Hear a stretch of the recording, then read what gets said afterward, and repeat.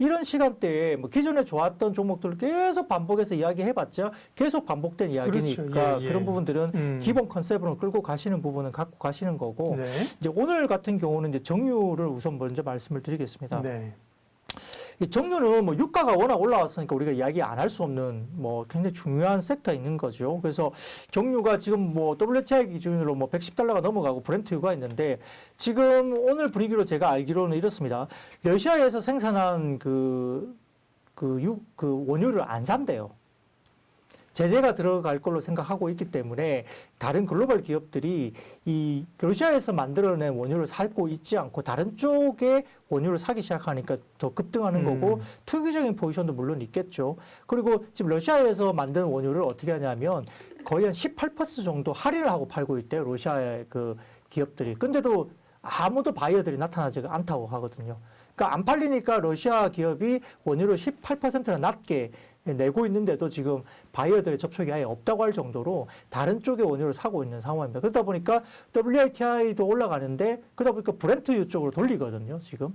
그러니까 구입을 브렌트로 돌리는 거예요. 그러니까 브렌트유가 또 급등을 하기 시작하는 거예요. 그래서 지금 이렇게 브렌트유나 그다음에 WTI 서부 텍사스선 중진류가 이렇게 각각이 같이 이제 올라가는 기준인데 유가 부분들이 당분간은 100달러 시대 이상, 뭐 110달러 정도는 평균적으로 이제 움직일 수 있다는 이제 확률들이 많이 나오고 있는 상황이고, 뱅크 오브 아메리카 같은 경우는 유가가 최악의 경우는 200달러 선까지 올라갈 수 있다는 리포트가 어제 나왔습니다. 어제 아침에 일찍 나왔거든요. 근데 그거는 이제 기본적인 베이직 시나리오는 아닙니다. 근데 극단적인 시나리오에서 지금 러시아 우크라이나 사태가 회담이 결렬되고 또 이제 무슨 전쟁처럼 좀 더 전면전이 벌어지면 200달러 시대도 온다라고까지 할 정도로 지금 어쨌든 고유가에 대한 부분들은 상당히 지금 이야기가 많은 상태예요. 그래서 유가 부분이 상당히 좀 괴로운데 이게 왜냐하면은 이 러시아 우크라이나 사태 자체가 문제가 아니고요.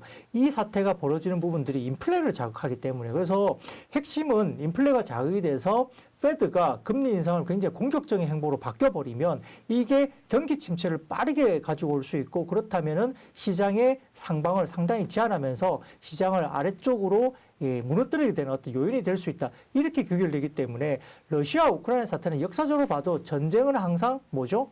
우리가 다 죽지 않는다면은 핵전쟁으로 죽지 않는다면은 전쟁은 이미 결론이 나 있는 거예요. 그러니까 전쟁은 시간의 문제이지 끝난다는 거죠. 근데 그 문제가 결국은 경기 침체를 가져온다면 시장이 망가진다는 것에 핵심이 있는 겁니다. 그래서 이 부분들이 유가에 대한 부분들이 문제가 된다는 부분들이 상당히 중요한데 어쨌든 고유가 시대는 온 거죠. 그래서 당분간 그 러시아 사태가 해결이 안 된다면 유가에 대한 부분들은 고유가가 된다. 그래서 지금 석유 제품 가격이 빠르게 올라오고 있는데 정유주를 말씀드리는 이유는 유가가 올라오는 어떤 속도보다 석유 제품의 속도가 더 빠르게 올라오고 있습니다, 가격이.